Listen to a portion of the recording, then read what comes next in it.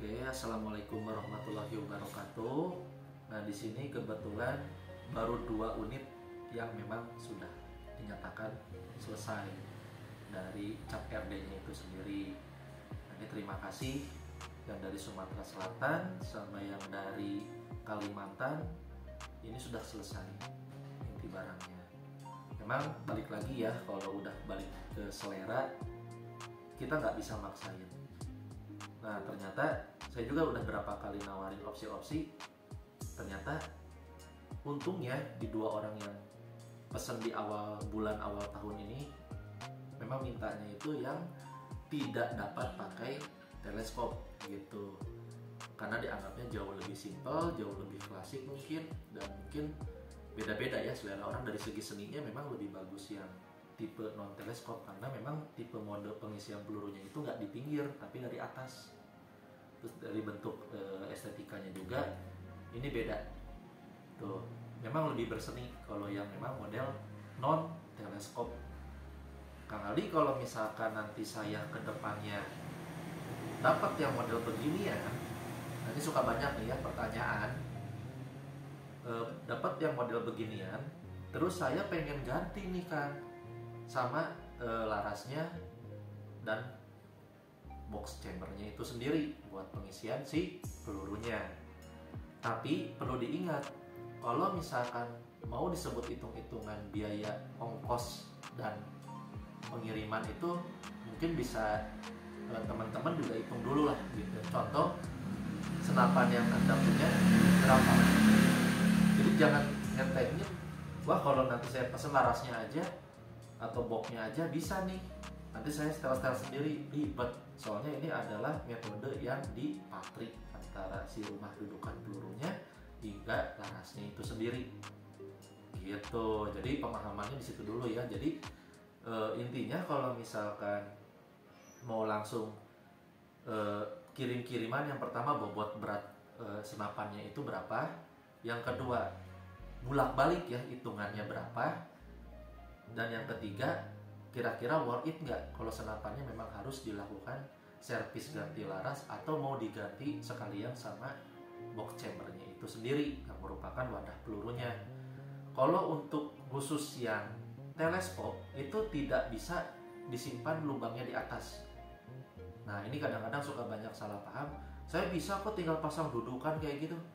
Permasalahannya jadi milih-milih ke mounting teleskopnya itu sendiri gitu.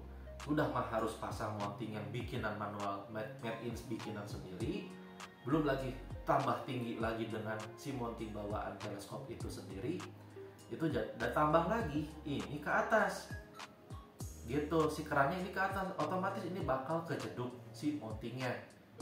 Kalaupun misalkan mau dipasang maksa pakai teleskop, biasanya itu teleskopnya nggak akan 100% dia nyenter di bagian atas tengahnya itu sendiri. Adakah sedikit ke kiri atau ke kanan karena ada pergeseran daripada keran yang mode bawaannya. Nah, seperti ini. Jadi khusus yang ini memang untuk orang-orang yang memang fanatik, bener-bener sukanya itu memang identik pelatuk ya wajah aslinya seperti ini gitu kan. Ditambah lagi kalau ini juga kebetulan banget ya, orangnya itu dua-duanya juga kayaknya ini entah adik kakak atau gimana ya, rada viral juga gitu kalau bagi saya pribadi, tapi ya nggak tahu lah. Jadi memang mintanya sama motifnya gitu. Yang ngebedainnya itu di sini kalau yang dari Sumatera Selatan dia seperti yang ada di video saya sebelumnya, dia minta gambar kuda plat besi seperti ini. Nah, tapi kalau untuk yang ini ada sentuhan pemanisnya. Nah, ini namanya Jinjang Prabu. Nah, ini by request dari orangnya langsung ingin dinamai gitu. Ya mungkin supaya ada kebanggaan lah, dipajang oke, dipakai juga ya nggak malu-maluin lah, ini tinggal jokinya aja gitu. Sebetulnya sih ya kembali lagi, kadang ada orang yang dikasih tele malah dia nggak bisa, ribet katanya gitu. Jadi saran saya ya itu kan balik lagi ke hak asasi orang. Kalau udah kayak gini misalkan terus saya sukanya kayak gini, ya udah itu yang jadi pakem dasarnya. Oh ya, terus yang kedua juga ini konstruksi tabungnya ini sudah menggunakan tabung tanam yang memang kalau dipompa itu agak sedikit lebih padat. Ini untuk varian supaya ngejaran bobotnya juga ngimbangin ya, untuk bobot orang Indonesia itu di OD25 gitu. Jadi memang untuk beratnya ini kurang lebih di 3 komaan lah gitu. Agak ringan memang. Nah kalau untuk pisir, nah ini penyetelannya, kalau yang ini nggak bisa dilepas, sama ya, itu juga nggak bisa dilepas. Jadi memang di patri alias paten. Nah terus kalau untuk pisir yang di tengahnya ini, kalau mau nyeting seperti yang video-video saya sebelumnya, tinggal dilepas pipanya, setel aja plat V-nya itu yang di dalamnya pisirnya. Nah kiri kanan atas bawah suka-suka hati aja lah, gimana sukanya. Tinggal pasang lagi, plug, udah. Terus saya review sedikit lagi sama. Kalau yang namanya bikinan khas klasik yang original platbooknya itu, memang ini selalu ada. Ini juga sama ya, yang ini juga ada. Nah ini RD Super 177 kaliber 177 artinya. Jadi memang 177 itu satuan untuk kaliber 4,5 mili gitu. Nah ini untuk kode dan tahun produksinya, memang itu selalu ada. Kalau khusus yang bikinan dari ciri khas yang dari pelatuk kudanya itu memang selalu ada gitu. Nah ini kalau dari segi ketokannya ini 23 ya, mungkin akan kembali lagi ke saya atau ke bengkel RD atau lewat mana, entah di tahun keberapanya nanti ya. Mudah-mudahan ini jadi tanda mata yang memang tidak hanya sebatas tanda mata juga. Nah terus juga moga sing apik lah.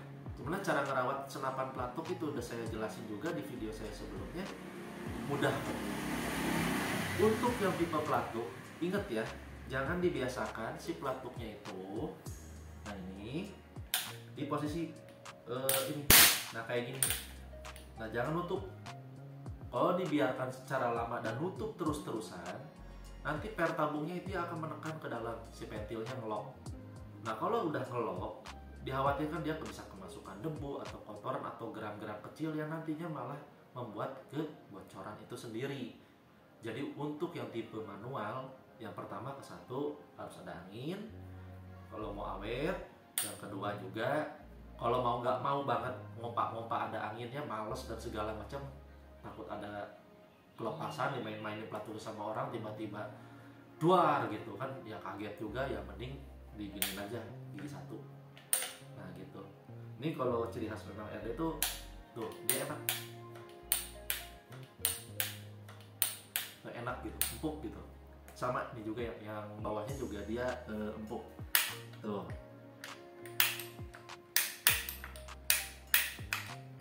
Tuh empuk, dan biasakan aja di mode gigi satu. Nah kayak gitu. Jadi mau sampai berapa tahun pun kalau di gigi satu ini aman, tidak akan ada istilahnya bocoran gitu. Kalaupun misalkan yang namanya barang pemakaian mungkin lupa diolumasi dengan olinya atau bagaimananya, mudah kok sebetulnya, nggak usah kalian ambil pusing. Cukup lepas ininya, dimasukin gigi satu dulu seperti yang video saya, ininya dilepas si popornya. Nah setelah udah dilepas, ini kan ada pentilnya nongol nih. Kalau yang pelatuk itu sangat mudah ya pengoperasiannya. Mau ambil tang atau pakai tangan juga, puterin aja pentilnya supaya tidak selip, pasang lagi. Nah gitu. Jadi cara ngerawat senapan pelatuk itu sebetulnya nggak susah kok. Mungkin kita belum kenal aja. Nah memang kalau udah ngomong identik dengan senapan Jawa Barat ya, memang si pelatuk ini memang udah jadi the best ikonnya gitu. Dan memang banyak juga nih yang teman-teman juga berapa kali tanya, Kang Aldi, saya ingin beli popornya sama pelatuknya deh sekalian. Jawabannya bisa. Tapi ya teman-teman hitung lagi lah, ongkosnya berapa. Minimal dari bawah segini aja besinya segojot gini berapa. Mending kalau yang di bawah besinya itu besi bagus.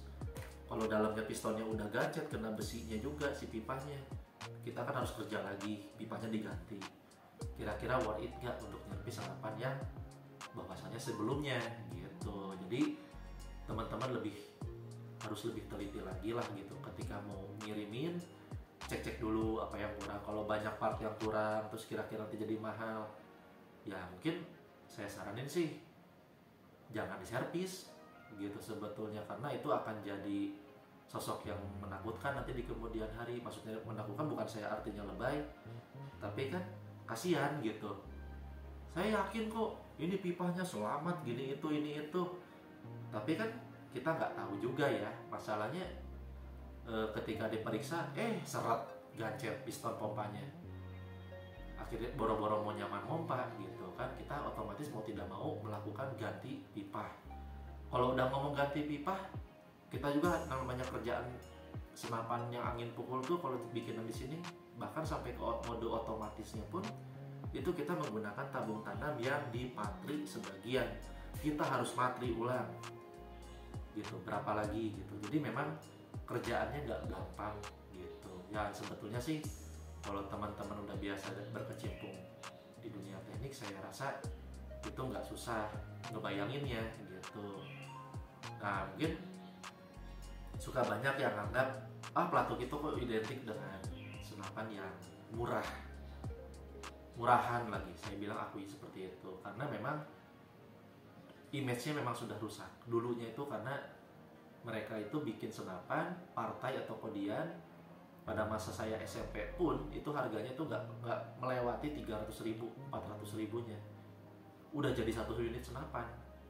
Pada saat saya SMP, SMA tuh segituan lah harganya. Nah, karena udah image-nya seperti itu, akibatnya apa yang terjadi? Yang terjadi adalah karena penggunaan bahan-bahan yang nggak seharusnya. Karena memang dia memang sudah kadung, istilahnya gimana ya, gagah, keren. Orang tuh seneng ambil seninya ini, bikinan tangannya, tapi pipanya jelek, stang yang mudah oblak. Itu banyak kejadian-kejadian yang memang karena mereka tergiur dengan murah gitu. Jadi ada dua orang ya, istilahnya ini kategori gitu ya, dua kategori terhadap seseorang. Ada orang yang mau meredakan, ada orang yang mau meradangkan. Nah artinya dalam meredakan tuh kita bikin satu yang terbaik, harga mahal dikit selama itu worth it dan memang sesuai dengan spesifikasi yang memang sudah dikomitmen dari awal berdasarkan kemampuan dan kesesuaian kemampuan dari bengkel juga. Nah kita tinggal lanjut gitu kan. Tapi ada orang yang mau meradangkan, istilahnya mereka murah aja gitu. Yang penting saya punya unit satu senapan, ada kok di online merek lain juga harganya jauh lebih dibanting. Tapi kenapa saya sebut meradang? Endingnya ganti laras berapa, kalau senapan bocor berapa, kayak gitu. Nah ini memang terima kasih banget ya di awal tahun ya, sudah bisa untungnya nggak nyampe 1 bulan ya, ini mungkin 3 minggu di pelatuk. Nah untuk orderan yang otomatis harap bersabar ya, karena memang ya sistem dumping itu mekaniknya sangat banyak, spesifikasinya juga cukup lumayan rumit, pengerjaannya pun lebih ekstra hati-hati. Ini aja udah ekstra hati-hati, apalagi yang begituan, karena dari harga juga memang beda gitu. Ya itu aja sih. Mungkin saya sekilas aja, ini 2 senapan ini kita coba review dari tes akurasi senapannya. Nah ini yang ada nama Jinjam Prabu ya, jadi kita ngecek secara pisir manual aja, karena memang ini dirancang bukan menggunakan daripada teleskop, khusus pisir manual gitu. Tapi nggak ada masalah kalau orangnya udah nyamannya pakai manual, kita nggak bisa maksain pakai tele gitu kan. Itu balik lagi ke kepuasan, karena memang ada yang bilang kalau nembak pakai tele sama nembak yang pakai pisir manual itu sensasinya beda, lebih puas yang manual gitu, lebih menantang katanya, adrenalinnya lebih bagus, matanya juga lebih harus awas lagi. Nah itu memang balik lagi ke kenyamanan. Oke, kita sorot aja tuh, kelihatan nggak? Nah yang itu saya ada titik 1 di paling bawah. Nah ini bisa kelihatan kan itu teman-teman, ya memang namanya kualitas dari kamera di HP ya mau gimana ya gitu, tapi kita kan setidaknya mereview semaksimal mungkin lah gitu dengan alat seadanya. Nah ini kita coba aja langsung, itu ada titik ya 1 yang paling bawah. Oke, ini sama aja seperti pelatuk pada umumnya, gigi 1. Nah kalau ngompaknya diurut kayak gini lama, itu dia lebih ngisi. Tuh, jangan dicepetin. Tuh, ih,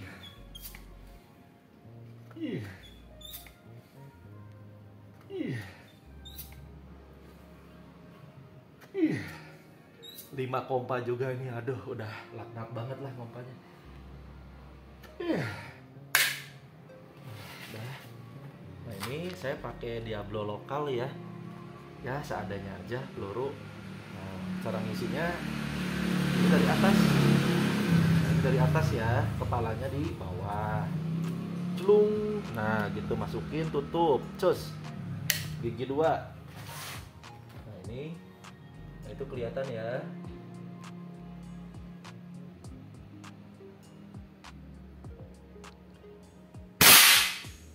Aduh, tangan saya goyang.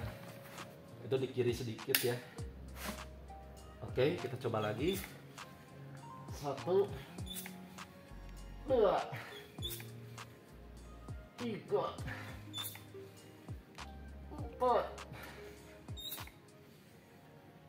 5, 6.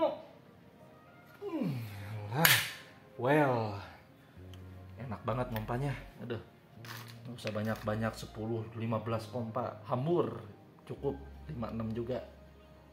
Gigi 2. Coba lagi ya. Udah keburu tangan, keburu pegel nih buat ngeceng.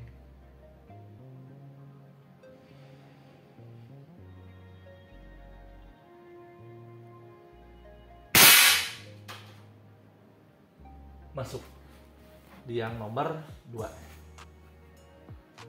Coba lagi ya.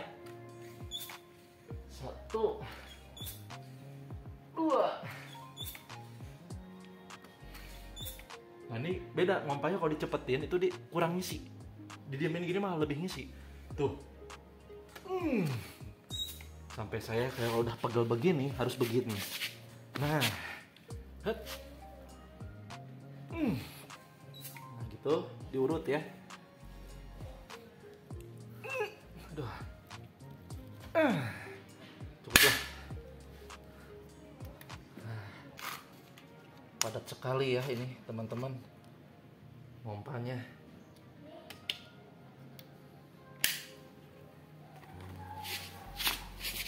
Kita coba lagi.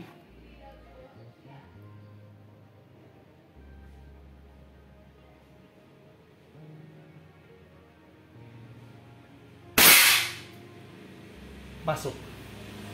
Oke, kita langsung aja lihat ke depan. Jangan disekip. Yuk.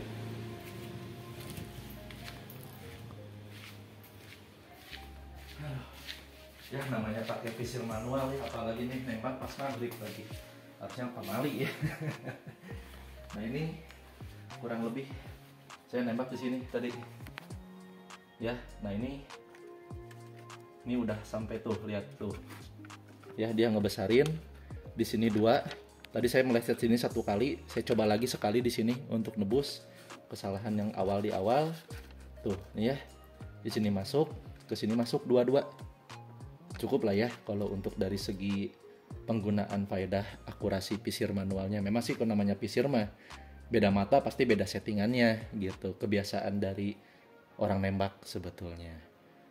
Kurang nantang ya. Nanti kita kasih batu bata aja ya di sini, gimana? 10 kompa siap ya. Oke. Nah ini teman-teman, batanya kita coba. Kebetulan ada nih bata kering di rumah sisa, kita coba taruh di sini ya. Nah, kita coba berapa kompa, hancur nih enggak gitu. Oke.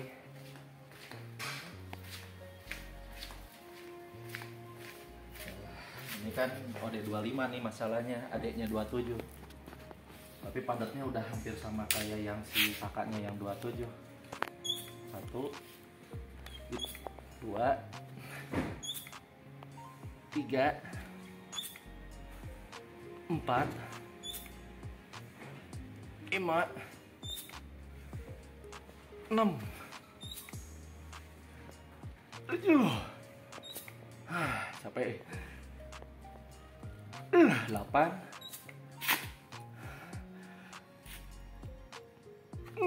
9,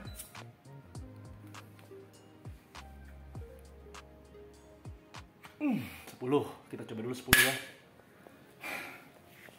Lumayan bengek nih saya.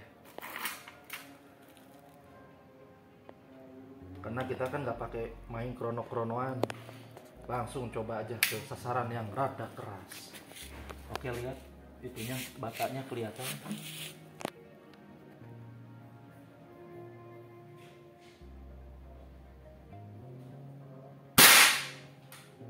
Segitu. Kita coba lagi. Tadi kan 10, dia cuma bergetar doang. Kita coba lagi.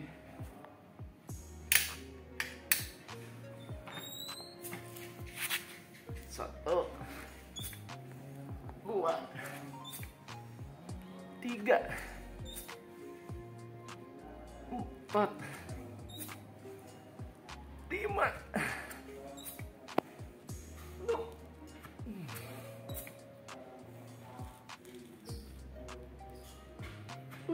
7. Makin panas makin padat ini soalnya. 8. Mau gini ada pisir masalahnya ya, nggak apa-apa, kita hajar aja gini.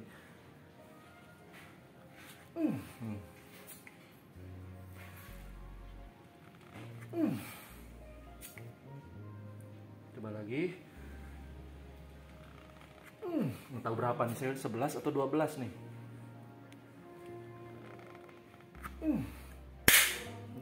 Itu ngetes pisirnya, takutnya lepas kan, nggak enak.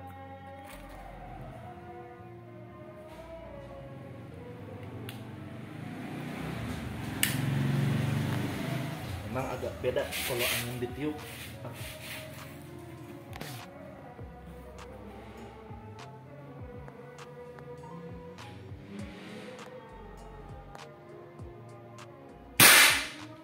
Nah itu kurang lebihnya. Aduh, pengap. Ini kan udah 25 ya. Kita lihat lagi batanya seremuk apa sih.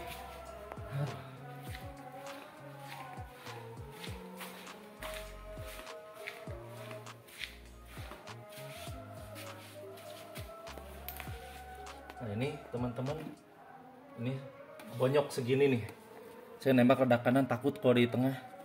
Nah ini hancurnya segini. Ini juga tuh. Ini kan yang tadi saya pas di sini. Ini tuh udah mau lepas tuh. Gitu. Ini lumayan nih, nyebar dia. Gitu. Tuh dia nyebar. Tuh. Segini.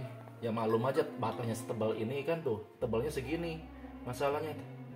Gitu. Tuh ini bekas tembakan satu udah bonyok segini. Ya tinggal lihat lagi reaksi daripada teman-teman. Ini kan 10, 11, 12 tadi saya nyobanya kurang lebih. Ya worth it nggak gitu dengan harga yang ditawarkan, bisa ngebobol segini dan pelurunya nggak rekoset gitu ya masalahnya. Jadi kalau istilah rekoset tuh peluru mental balik lagi ke kita, itu bahaya sebetulnya. Atau ke kiri ke kanan, ini enggak, nyebar di dalam masalahnya gitu. Udah keburu batanya goyang gitu. Oke, siap.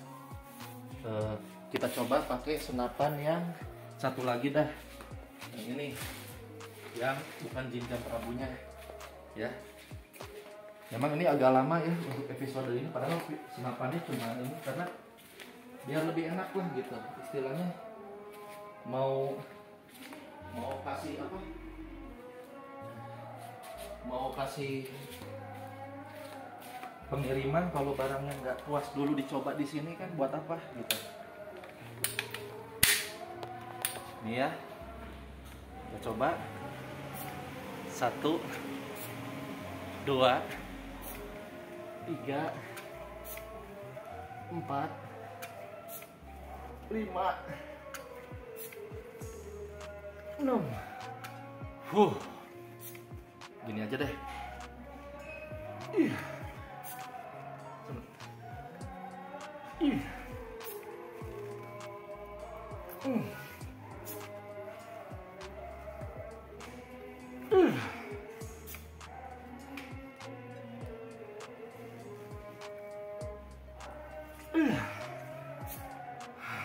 Udah berapa ini? Nggak tahu, anjir. Udah dulu lah. Sekali lagi aja ya, biar puas. Meledak dah nih. Selek nggak? Nah ini udah nih, padat banget nih anjir. Sampai keringetan, kelek saya nih, bahaya. Nah, coba lagi. Lihat si batanya.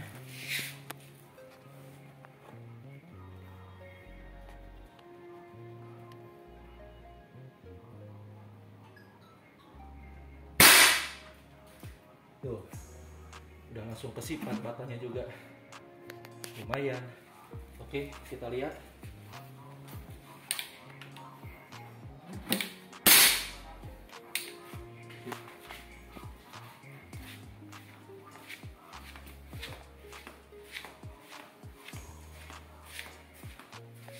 Nah ini